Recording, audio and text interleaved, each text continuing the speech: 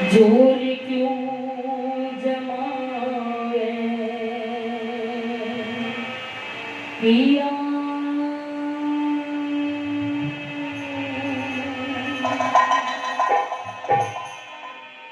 रानी तेरी मैं। अच्छा रानी तेरी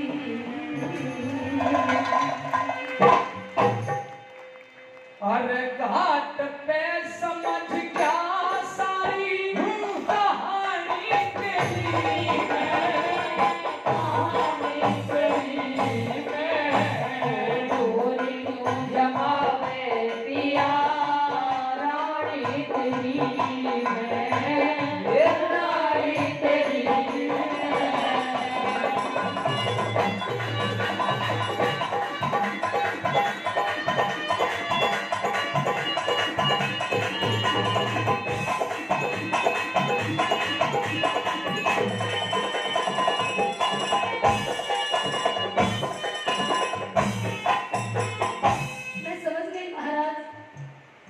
आप उस बात से नाराज है कि मैंने वरना नदी तक तुम्हारे गले पे हाथ नहीं लगाया था।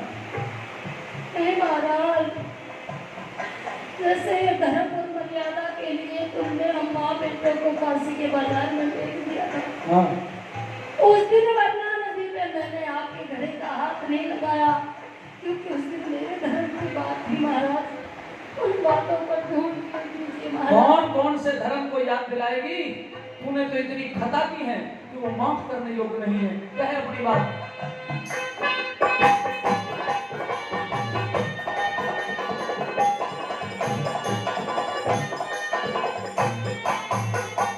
वो अनजाने मच्छर कर बैठी ना इतनी बेढंगी हो।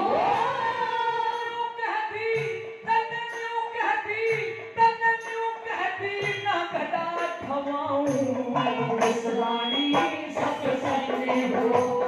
क्यों कहती मैं घटा खवाऊं इस रानी सत्संगी हो। वो वक्त पड़े तो कुछ भी कह ले, मैं तेरी अर्धांगी हो। बुढ़ाना के इतने विद्वान लोग यहाँ बैठे हुए हैं सज्जनों, विचार करके देखना जरा, ये सीरियस रागनी है। जब रानी तारा ने हरिश्चंद्र से ये कहा होगा कि बुरा वक्त है कुछ भी कह ले वरना तो तेरी अर्धांगिनी हूं, तेरी धर्म पत्नी हूं। सुनिए, एक शब्द है धर्म पत्नी, और ये शब्द केवल सनातन संस्कृति में है। पत्नी के साथ धर्म जुड़ा हुआ है, कॉन्टेक्ट नहीं, पत्नी के साथ धर्म जुड़ा हुआ है। जब ये बात कही तो इस प्रश्न का कोई उत्तर नहीं बनता सज्जनों, लेकिन कवि ने जो इसका उत्तर दिया अगर आपके दिल में उतार दूं तो इन तालियों की गड़गड़ाहट से बताना सुनने के बाद अगली बार कहना क्या कहा। ओ वक्त पड़े तो कुछ भी कह ले, मैं तेरी अर्धांगी हो। मरना राजा न रहा हरिश्चंद्र तेरी नजर में बंदी हो। तेरा राजा न रहा हरिश्चंद्र तेरी नजर में बंदी हो। वो समझ गई लाभ और ये हारी तेरी मैं, हारी तेरी मैं। घाट पे समझ क्या सारी कहानी तेरी ये कहानी तेरी मैं। जोर क्यों जमावे पिया रानी तेरी मैं, रानी तेरी मैं।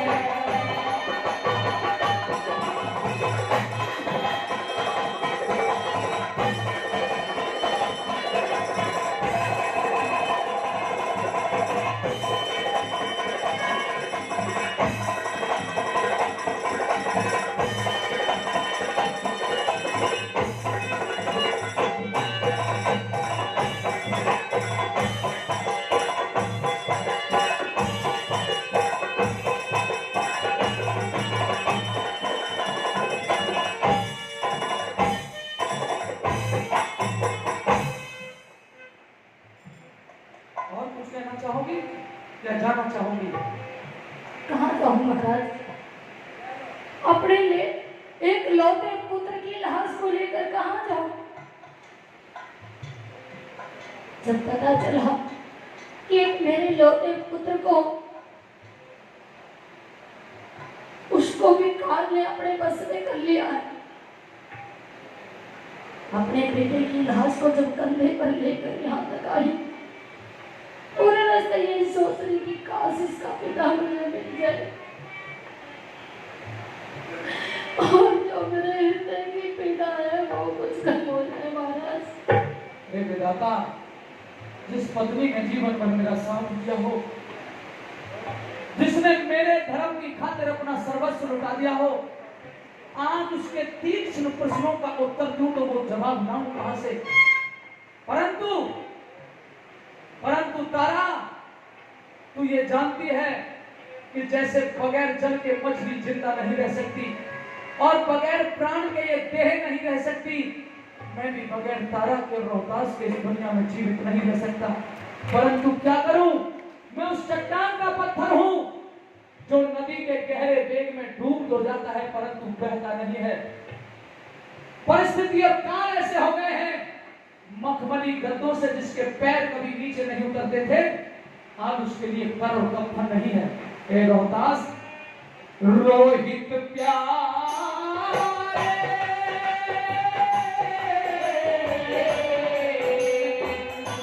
ओ बेटा प्यारे,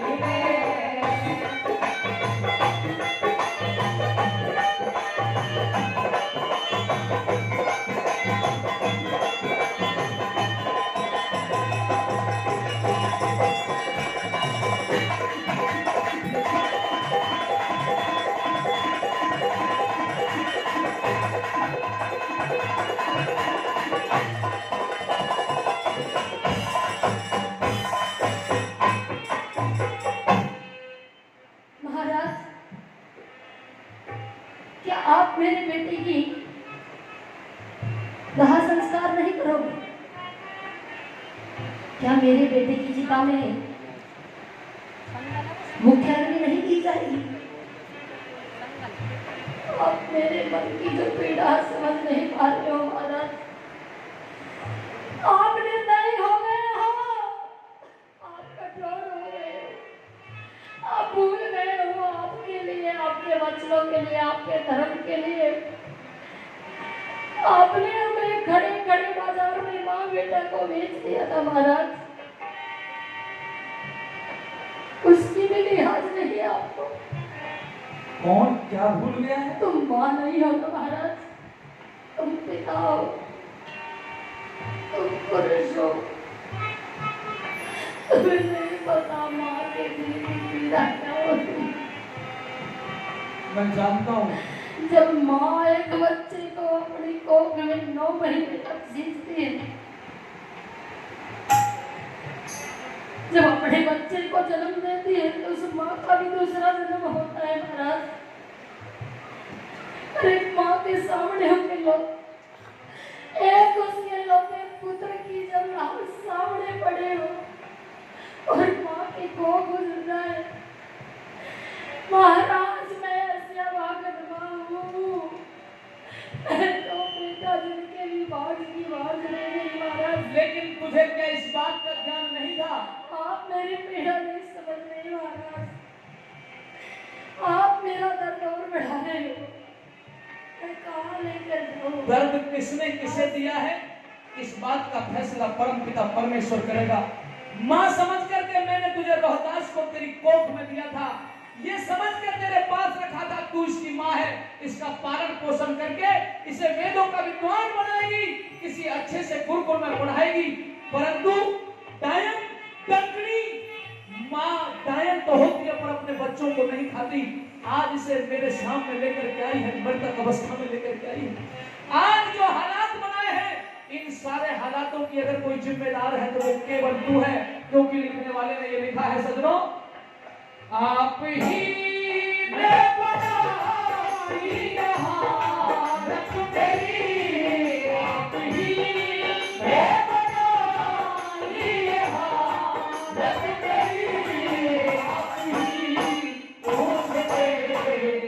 पूछता हो गया, आप ही पूछते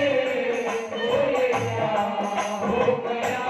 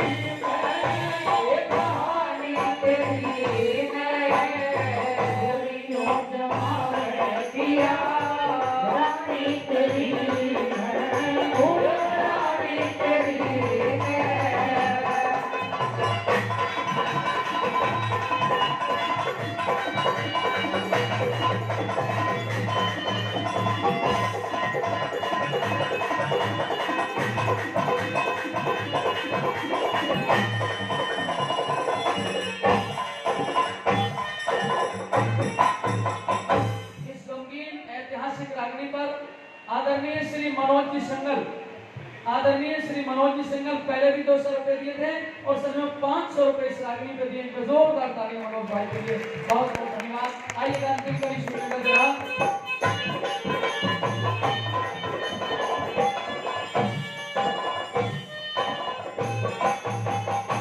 पत्नी हूँ महाराज, आपकी पत्नी हूँ और आपके हर सुख दुख में आधी साझी हूँ। उस दिन माँ बेटा काशी के बाजार में बेच दिया, क्या मैंने पलटकर आपको जवाब दिया महाराज? नहीं। आज भी आपके धर्म की बात है, करके बदले मेरे सुहाग की कंठी और कपड़ के बदले ये मेरे सिर का फटा हुआ चीर जाकर दे देना अपने मालिक को, इससे और धनवान बन जाए वो।